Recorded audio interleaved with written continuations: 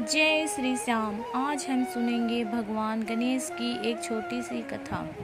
बात उस समय की है जब सतयुग चल रहा था। एक महाराज थे। राजा का नाम मकरध्वज था। मकरध्वज बहुत अधिक धार्मिक प्रवृत्ति के राजा थे और अपने बच्चों की तरह अपनी प्रजा का पालन करते थे। इसलिए उसके राज्य के लोग पूरी तरह से खुश और संतुष्ट थे।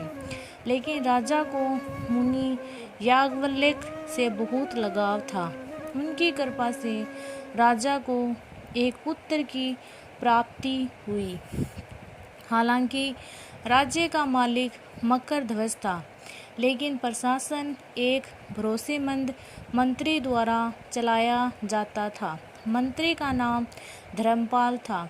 धर्मपाल के 5 विवाहित पुत्र थे। सबसे छोटे बेटे की बहू गणेश जी की भक्त थी और उसकी पूजा करती थी। वह गणेश चौथ का व्रत भी रखती थी। सास को बहू की गणेश भक्ति पसंद नहीं आई।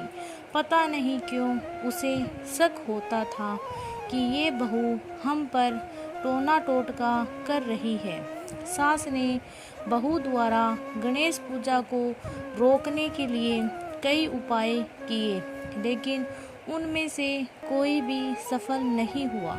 बहू को गणेश जी पर पूरा विश्वास था, इसलिए वह श्रद्धा से उनकी पूजा करती रही। गणेश जी भी जानते थे कि मेरी पूजा करने के कारण सास अपनी बहू को परेशान करती रहती है, इसलिए उसे सबक सिखाने के लिए राजा के बेटे को गायब कर दिया।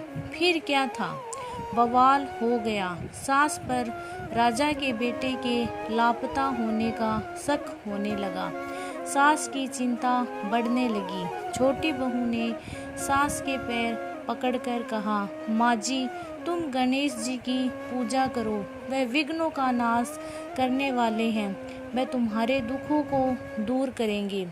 सास ने बहू के साथ गणेश जी की पूजा की। गणपति जी ने प्रसन्न होकर उन्हें राजा के पुत्र को दे दिया। बहू से नाखुश रहने वाली सास खुश हो गई और साथ ही गणेश जी की पूजा भी करने लगी। बोलो गणेश जी महाराज की जय।